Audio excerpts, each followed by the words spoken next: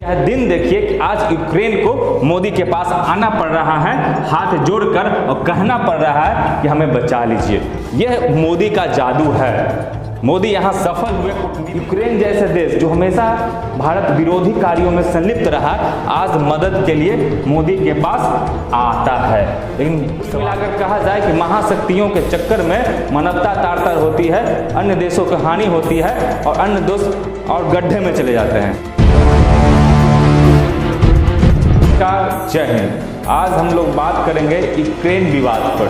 Ukraine विवाद का जड़ कहाँ है और क्यों इस प्रकार का विवाद पूरा विश्व में हमेशा होता रहता है। कभी सीरिया में तो कभी अफगानिस्तान में तो कभी कहीं तो कभी कहीं। उसके जड़ पर जाएंगे। उससे पहले अपने शब्दों में कुछ कहना चाहते हैं। पूरी बंदरबाट हो गई है दुनिया, 16 दूनी 8 हो गई है दुनिया, हथियारों की होड़ हो गई है दुनिया, गुंडों की गठजोड़ हो गई है दुनिया। तुमने जिनका अंत लिखा था उन्हें जिलाकर चले गए, तुम आतंकों के सायों को हाथ हिलाकर चले गए, तुम अफगानी जनमानस का हृदय तोड़कर चले गए, तुम जहरीले सांपों को घर दूध छोड़कर चले गए। विश्व की महान शक्तियां हमेशा मानवता के बात करते हैं, लेकिन काम ठीक इसके विपरीत करते हैं। चलिए आज कुछ चीजों से आपको समझाने की प्रयास करते हैं किस प्रकार अमेरिका जैसे महाशक्ति, रूस जैसे महाशक्ति से पूरा विश्व को खतरा होता है, पूरा विश्व को समस्या होता है, पूरा विश्व के मानवता पर खतरा आ जाती है। अभी यूक्रेन विवाद चल रहा है। रसिया ने यूक्रेन पर हमला किया। इसकी वजह क्या है? रसिया नहीं चाहती है कि नाटो अपने प्रभाव में आवे। नाटो कुछ देशों का समूह है जिसमें लगभग 30 देश हैं। उनका काम यह है कि जो नाटो का सदस्य देश है उसकी रक्षा और सुरक्षा करना।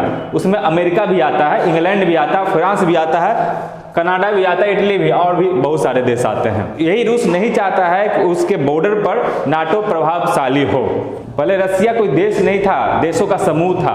वह सोवियत संघ था। 1991 में सोवियत संघ से हट करके यूक्रेन बना। 1991 में समझिएगा बात यहाँ पर। उसी प्रकार एक सीटो भी कुछ देशों का समूह है, ठीक है। सेकेंड वर्ल्ड वार के बाद और वर्ल्ड वार के पहले भी पूरा विश्व 2 खेमे में बट गया था। किसी खेमा का नाम नाटो रहा, एक खेमा का नाम सीटो रहा। और बहुत सारे देश हैं, कुछ देश जैसे भारत गुटनिरपेक्ष बना, जो ये दोनों में खेमा में से किसी से खेमा में नहीं था, ठीक है। समझ जाइए। जैसे एक गांव में लड़ाई हो गई ना, तो दो आदमी दो जगह, जैसे फल्ला बाबू में लड़ाई हो गई, तो एगो फल्ला बाबू चल गए थी, एगो ढेकना बाबू में चल गए थी। जो समझदार आदमी रहा है ना फल्ला बाबू में जहाँ थी ना ढेकना बाबू में जहाँ थी। उसी तरह भारत समझदार है तो कोई बाबू में नहीं जाते हैं। अब आइए, अमेरिका हो, रसिया हो या अन्य शक्तिशाली देश हो, अपने शक्ति को दिखाने में, अपने प्रभाव जमाने विश्व में कितना हत्या करवाता है, कितना मानवता को तार-तार करता है, अन्य देशों को हानि पहुंचाता है, ये समझाते हैं। ये लगभग सेकेंड वर्ल्ड वार से कोल्ड वार जारी हो गया, शीत युद्ध जारी हो चुका है। सबसे पहले आपको 91 का दौर बताते हैं, जौन समय अमेरिका और रसिया में संबंध अच्छे नहीं थे। उस समय में भारत जो है रसिया का अच्छा मित्र हुआ करता था। उस समय अमेरिका रसिया पर काबू पाने के लिए श्रीलंका पर अपना आर्मी बेस बनाने का प्रयास कर रहा था। रसिया चाहता था कि भारत श्रीलंका में कुछ ऐसा करे कि अमेरिका वहां पर अपना मिलिट्री जो कैंप है वो नहीं बना पाए, ठीक है। तो भारत ने क्या किया कि वहां LTTE करके एक संगठन था, जो बाद में इसको आतंकवादी संगठन घोषित कर दिया गया। इसका प्रमुख था प्रभाकरन, ठीक है। तो इसके द्वारा क्या किया गया कि वहां पर तमिल लोग अधिक संख्या में थे, तमिल लोग अधिक संख्या में थे वहां पर। तो तमिल लोग के द्वारा वहां अशांति फैली और तमिल लोग एक स्वतंत्र राष्ट्र की मांग करने लगे, जिसके कारण श्रीलंका दबाव में आया और रसिया का काम हो गया, अमेरिका का वहां बेस कैंप नहीं बना। समझिएगा चीजों को कि लड़ाई 2 देशों में होती है और उसका प्रभाव कहां कहां पड़ता है, समझ जाइए। अब तो भारत तो ये अपना काम कर दिया था कि श्रीलंका को मुक्त कर दिया आर्मी कैंप से, अमेरिका के आर्मी कैंप से। अब बात आता है कि ये जो अलग दिशा में चल गए LTTE जो बहुत ही खतरनाक हो रहे थे। वो भारत के भी जो हथियार उठा लेता है ना, वो किसी का नहीं रहता, गुंडा किसी का नहीं है। अगर आप किसी को गुंडा बना देते हैं तो आपको भी हानि पहुंचाएगा और अगला के तो पहुंचा ही रहा। अब LTTE भारत के लिए सरदर्द हो गया।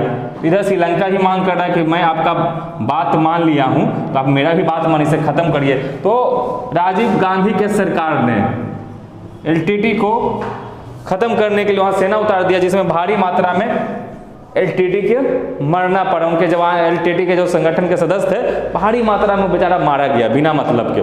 अब उसी का परिणाम स्वरूप हुआ कि राजीव गांधी की हत्या हो गई। एक बूढ़ी ने अपना बम लगा करके हत्या कर दिया। चलिए, ये आपको क्या बता रहे हैं, दो देशों में तीसरा देश पिसाता है हमेशा।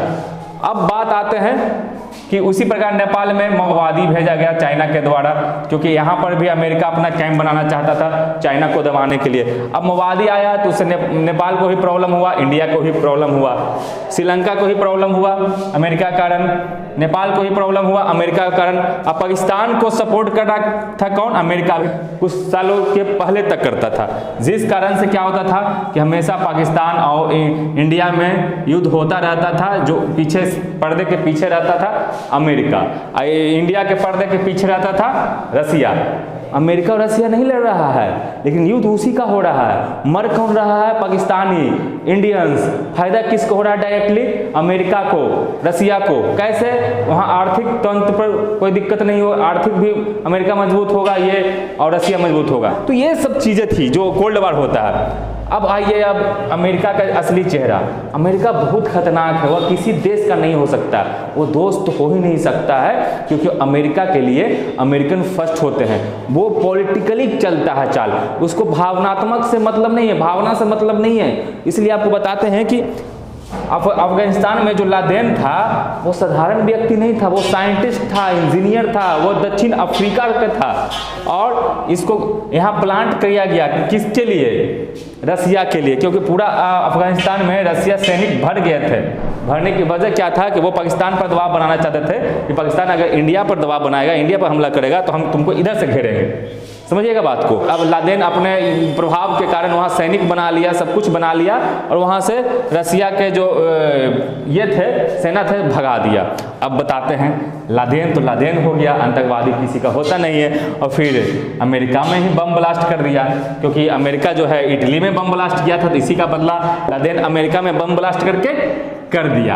अब जब बम ब्लास्ट हो गया तो फिर उसको भी अमेरिका को मारना पड़ा, लादेन को पाकिस्तान में जाकर के ठिकाना लगाया अमेरिका। तो समझिएगा, अमेरिका रसिया के युद्ध में आम जनमानस किस प्रकार प्रभावित होते हैं, आम देश जो साधारण देश है किस प्रकार प्रभावित होते हैं, ये समझने का प्रयास करें। भारत हमेशा आतंकवाद के खिलाफ रहता है, नक्सलवाद के खिलाफ रहता है। इसके जो पीछे का वजह रहती है, भारत हमेशा शांति चाहता है। 1962 युद्ध भारत पर थोपा गया था, नेहरू जी ने एयरफोर्स तैयार नहीं कर पाया था अपना, और चाइना से बुरी तरह से हार गए थे, जिसके कारण कुछ भूभाग्य भी भारत को देना पड़ा था। चाइना और उसमें सूखा ही पड़ा था। 1965 जो पाकिस्तान से युद्ध हुआ था उसमें भारत का जीत हुआ था, लेकिन आर्मी का बहुत नुकसान हुआ था। भारतीय सैनिक तो पहुंच गया लाहौर तक, तो लाहौर में पाकिस्तानी सेना को बहुत मारा, वहाँ के सारे जमीन कब्जा कर लिए। अब बारी आती है समझौता की, तो उसमें रसिया कूद पड़ता है और उज्बेकिस्तान में समझौता होता है, ताशकंद समझौता, जो लाल बहादुर शास्त्री जी करते हैं। अब पता नहीं उसमें क्या था कि आपको सारा जमीन छोड़ना पड़ेगा, सब अपने अपने जगह। तो पाकिस्तान तो जीता नहीं था, हमारा एक भी इंच हमने जीता था। उस गलत समझौते के कारण, ताशकंद समझौता के कारण लाल बहादुर शास्त्री हार्ट अटैक में मारे गए। वजह थी कि यहाँ के मीडिया ने बताया कि भारत के लाल ने देश को बेच दिया, लेकिन वजह क्या थी, यहाँ पर रसिया ने धोखा दिया भारत को। अब आए 1971 के युद्ध में। 1971 के युद्ध में रसिया को लगा कि भारत हमारा सबसे अच्छा दोस्त है, सपोर्ट किया। 1999 में कारगिल युद्ध हुई, दोनों को घटा हुआ। इसमें भी अमेरिका एक तरफ सपोर्ट कर रहा था पाकिस्तान को, और इधर रसिया इंडिया को सपोर्ट कर रहा है। मर कौन रहा है, इंडियन और पाकिस्तान। फायदा किसको हो रहा है, अमेरिका को, रसिया को। सभी अपना अपना मार्केट चला रहे हैं दोनों देश में। छोटा मोटा घटनाएं होती रहती है, लेकिन कभी कोई देश भारत का नहीं सुना। लेकिन अब परिवर्तन आया है 2014 के बाद। कहते हैं ना कि जब घर में कोई बड़ियार आदमी पैदा ले लेता है ना, तो सब मोहल्ला वाला डरे लगता है, गांव वाला डरे लगता है। वजह क्या है कि जब मोदी सरकार में आया तो देखिए, आप समझिए, अमेरिका से भी अभी हमारा रिश्ता अच्छा है। रसिया से तो पुराना मित्र है ही। अब समझिएगा, यूक्रेन जो मदद के लिए इंडिया से गुहार लगा रहा है, क्यों लगा रहा है? क्योंकि अमेरिका भी मोदी के बात सुनेंगे और रसिया भी सुनने के लिए तैयार है। मात्र एक इंडिया ऐसा देश है जिसकी बात विश्व के दो महान शक्तियां, जो विश्व के दो महान शक्तियां हैं, दोनों सुनने के लिए तैयार है। वह है अमेरिका और रसिया। अब देखिए, यूक्रेन जो भारत के साथ किया है, यूक्रेन कभी साथ नहीं दिया है भारत को। पोखरण जो हुआ था अटल बिहारी वाजपेयी के समय में, उस समय में भी ये जो यूक्रेन है सपोर्ट नहीं किया। बहुत सारे ऐसे मुद्दा पर यूक्रेन ने भारत को सपोर्ट नहीं किया। यह दिन देखिए कि आज यूक्रेन को मोदी के पास आना पड़ रहा है, हाथ जोड़कर, और कहना पड़ रहा है कि हमें बचा लीजिए। यह मोदी का जादू है। मोदी यहाँ सफल हुए कूटनीति में, और यूक्रेन जैसे देश जो हमेशा भारत विरोधी कार्यों में संलिप्त रहा, आज मदद के लिए मोदी के पास आता है। लेकिन सवाल फिर आप लोगों से कि अमेरिका हो, रसिया हो या चाइना हो, जितनी महान शक्तियां हैं, अगर शीत युद्ध होता है तो इन लोगों को घाटा नहीं होता। इन लोगों से जुड़े जो देश हैं उसके लोग मरते हैं, उसके अर्थव्यवस्था खराब होती है, वो वहाँ की जो मार्केट वैल्यू है वो चली जाती है। यानी कि कुल मिलाकर कहा जाए कि महाशक्तियों के चक्कर में मानवता तार-तार होती है, अन्य देशों को हानि होती है और अन्य देश और गड्ढे में चले जाते हैं। अब देख रहे हैं। जय हिंद, भारत माता की जय। आपको वीडियो यह कैसा लगा आप कमेंट कर जरूर बताएं, और ये जो अभी का दौर चल रहा है यूक्रेन और रसिया का युद्ध, उस पर भी अपना विचार कमेंट में जरूर करें। जय हिंद।